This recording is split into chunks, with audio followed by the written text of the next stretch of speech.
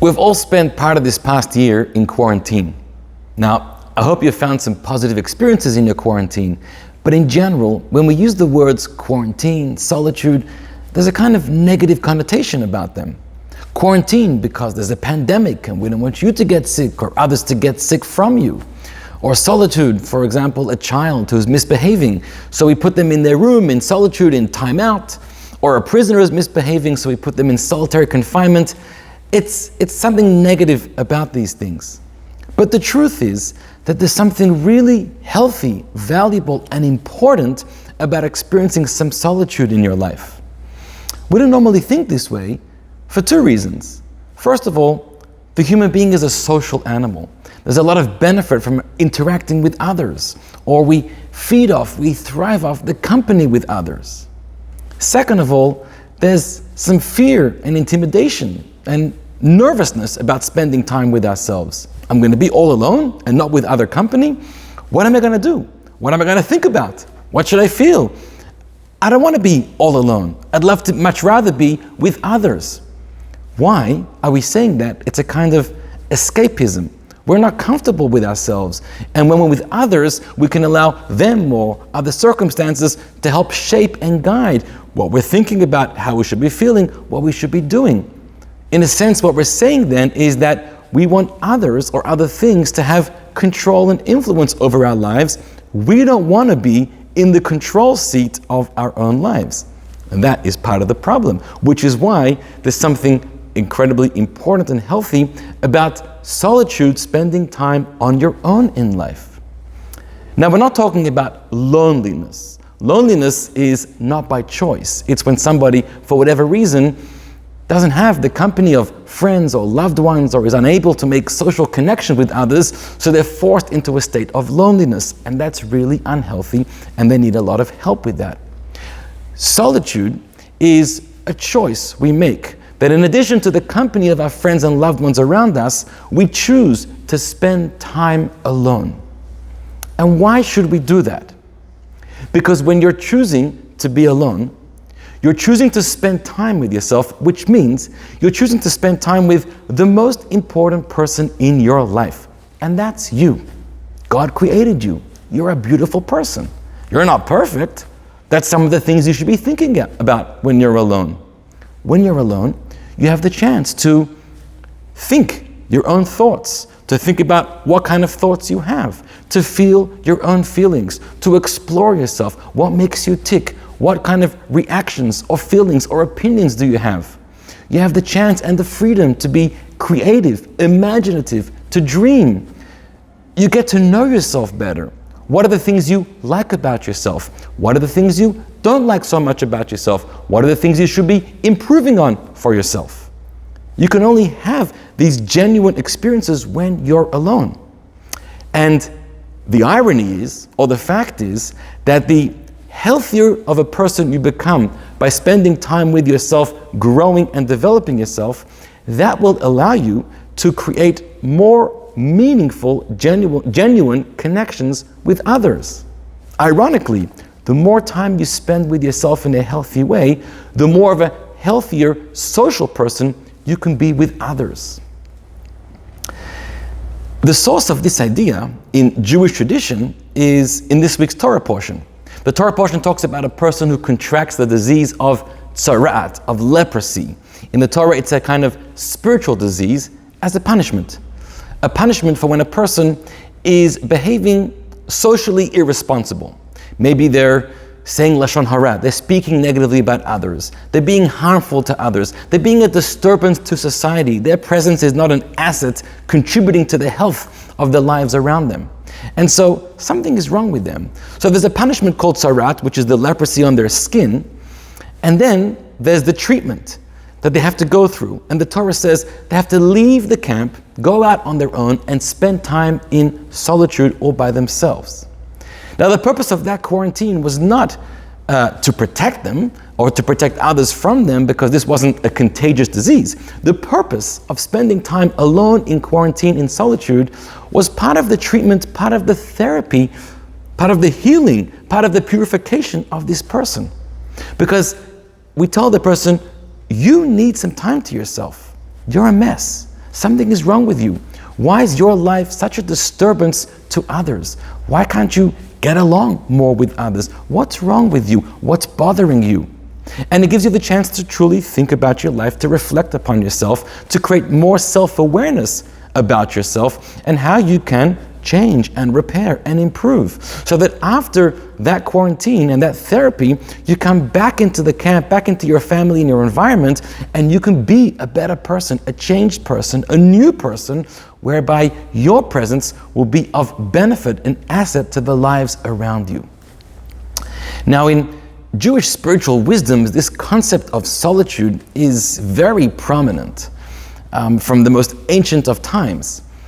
In general, we find two different practices, two different tools to experience this healthy solitude.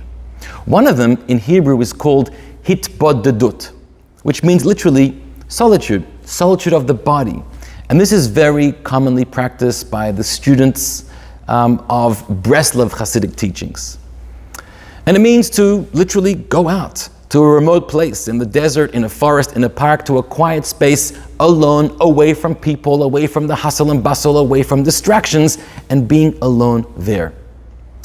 The other spiritual practice in Hebrew is called hitbonenut, which means deep, contemplative meditation of the mind.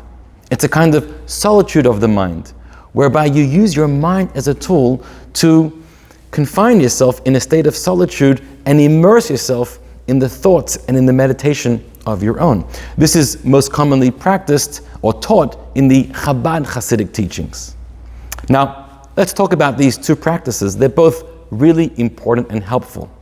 So, hitbodedut, solitude of the body, is going to a space where there's no distractions, there's nobody around, you're on your own. And in that place, you're free. You're free to have a conversation. Talk to yourself. Talk to God. These practices aren't only of a psychological benefit, but in the Jewish spiritual teachings, we're also concerned about the spiritual benefits of getting to know your soul, getting to know your mission, getting to know your identity, getting to connect with God, your creator, in a deeper way. So you have a conversation with the self, a conversation with God, off script, no texts. You're free to flow. Your thoughts can flow, your emotions can flow. You can truly experience yourself without the distractions of others around you. In the hitbonenut exercise, which is the solitude of the mind, you could be surrounded by lots of people, lots of noise, lots of hustle and bustle, loud music, whatever, but you're trained and you're able to completely shut yourself off from the world around you. And you enter into a deep, focused meditation of your mind. And in your mind, you're not just studying, you're thinking. You're thinking about texts you studied, you're thinking about concepts, you're thinking about spiritual truths, spiritual realities, you're thinking about your true self, you're thinking about God. And with that meditational process, you are personalizing it, you're connecting with it, you're making it real, you're owning it, so that these ideas, these concepts, these truths are yours, and they start to shape your life, influence your life, and turn you into a person that's going to live by these values that you truly want to believe in or believe in. So these are two really important exercises, solitude of the body or solitude of the mind, and we should all be learning and training how to experience both of them, really, on a daily basis. You'll find that successful people will tell you, most of them will tell you, that they spend every single day time alone. 5 minutes, 10 minutes, half an hour, but it's because of the time they spend alone developing themselves makes them into more successful and effective people in the business and the world around them. I want to share, though, that I think there's an added advantage in learning how to experience hitbonenut, solitude of the mind, over solitude of the body. Because with solitude of the body, as going out to this remote place without distraction, and it's really helpful and important, but there could be two challenges. Challenge number one is, not every person has that liberty, that luxury to, on every day or often, to experience, to find such a place. Maybe you work in Midtown, you're in the middle of, you don't have a park, a forest to just escape to.